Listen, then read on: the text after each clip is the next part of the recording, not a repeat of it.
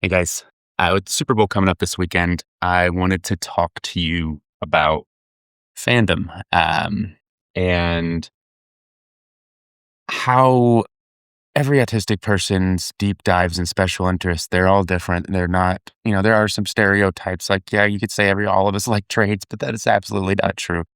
For myself, I've always been more interested in the things that blended better, I guess, easier to mask. And in my household, being a Kansas City Chiefs fan growing up outside of Kansas City, being a Chiefs fan was an easy thing to get really excited about and to get a lot of support. So it was really easy for me to dive deep into sports as a kid.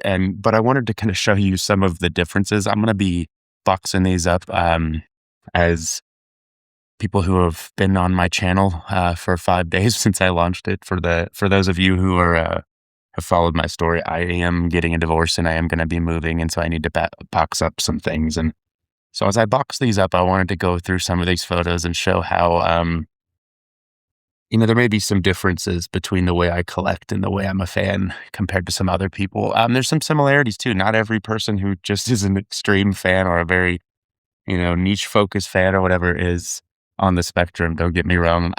But it's just something that I kind of laugh at once in a while. So we'll box these up and I'll go through some of them and hopefully see what I'm saying as I knock everything over. All right. So let's see. Where's a good place to start? Okay. So Chiefs fans, Len Dawson. Like, everybody knows who Len Dawson is. That's a Chiefs fan. This is the quarterback of the Chiefs early on in the NFL, or the NFL and the AFL merged, and there was the first Super Bowl. Super Bowl IV, I believe, was the Chiefs' first Super Bowl that they won, and the only one they won until just a few years ago. So Len Dawson was not only the quarterback of that team, but when I look at this, I not only see great quarterback, but I more so see the guy on the Kansas City news every morning, waking up, going to school. This guy was a news anchor outside or in Kansas City. And so when I hear Len Dawson, quarterback is the second thing I think of, funny enough. But that one in there. All right. So in that frame, Mike Livingston, probably a little less recognizable. This is the guy that would have been in if Dawson went out. This is the guy that was quarterback after Len Dawson. If I remember right, he had a few very critical games during that Super Bowl year that helped them complete that season, but not the kind of thing you find people searching eBay for very often. But, on page 304 of your eBay search for Chiefs 8x10 autographs, you'll find a Mike Livingston. A little more recognizable, but probably not that much more collectible. John Stenerud. So it's the kicker for the Chiefs. I never saw him play. He was in the Chiefs Ring of Fame, I believe. I know my dad watched him. I told a few stories about some games, but it's a kicker, so a lot of those ended up in disappointment. But Jan Stenerud on that, even less collectible is Gerald Wilson, a punter. Same time frame, Chiefs first Super Bowl kind of era, 60s. Yeah, I don't really know much about him.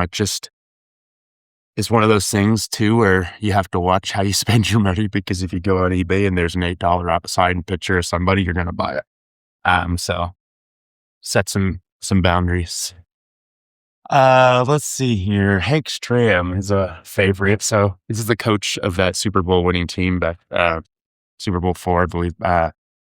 And he's a Hall of Famer. You can see there. I just think of the audio clip. Chiefs fans will know what I'm talking about, but of him just yelling up and down the field, keep matriculating the ball down the field, matriculate the ball down the field. So that's what my brain hears and says when I look at that. So let's see who else. There's some other ones. Ed Budd, a lineman, Bobby Bell, who's a linebacker, just some Chiefs Hall of Famers. Again, Willie Lanier is a Hall of Fame linebacker. These are people that I've never seen play. My favorite Chiefs player, for those who were curious, is Derek Thomas. I saw him play some insane games. I think he had 7 sacks in a single game. He died in a car accident when I was a kid, and I remember that, like, clearly.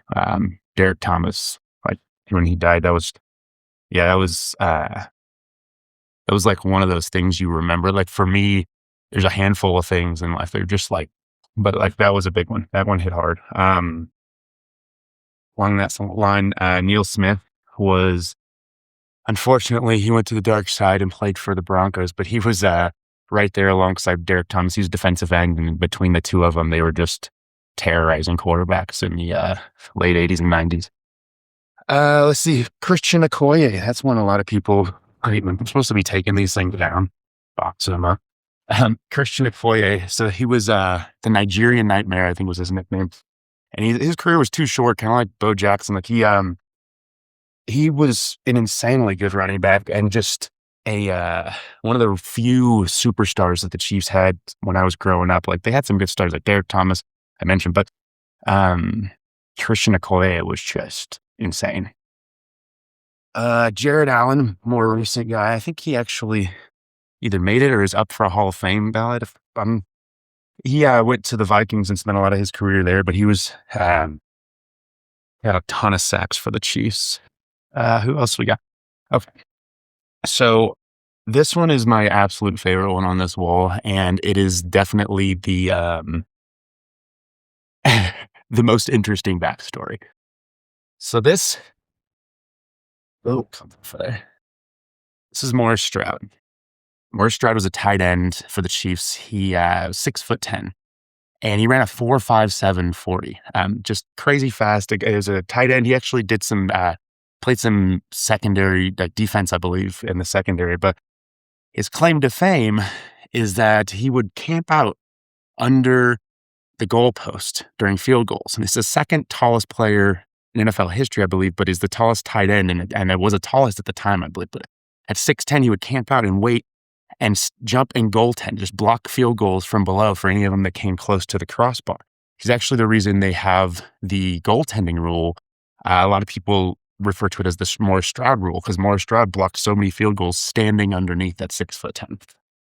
That is kind of the kind of stuff I like to collect. Like, if it's just like everybody's favorite player, and I love Patrick Mahomes, Travis Kelce, all these guys who brought us Super Bowls, like, just insanely entertaining and fun to watch. But I also love a really interesting story.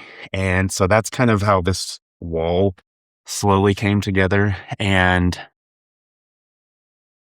it's something that I'm going to take with me, and wherever I go, I'm going to rebuild it. And you'd be surprised. These are, like, it's Colorado. It's like negative temperatures up to, 80 degrees here, 90 degrees here, and they hold up extremely well. I've not been a very good collector in terms of protecting these things, but they're going to follow me. They're going to go up in my next place. They're going to, just continue to inspire and remind me to tune in on Sundays.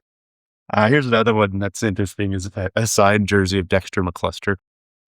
So McCluster was going to be the next Dante Hall. And for those of you who don't know Dante Hall, you need to YouTube Dante Hall X Factor, like, best kick returner ever. I know there's Devin Hester. There's some competition there, but in my mind, Dante Hall was the most entertaining. I called him the human joystick. But Dexter McCluster was going to be the next Dante Hall. The Chiefs had him, I think, for like 2 years, and wasn't very long. And he had a few insanely good returns. I think he had an injury, and they shipped him off. I have an autographed jersey. I have just a replica jersey that's not autographed. I have, it's kind of one of those things where I can guarantee a player will not last long by just going to buy their memorabilia. They will be traded 5 minutes later if you go buy their memorabilia. Just wanted to share another side of myself. I'm going to cut it there, but not every person on the spectrum is obsessed with video games or with board games or with playing chess, or, I've done a video on the Rubik's Cube before. We like puzzles. We like all sorts of things, just like everybody else likes all sorts of things.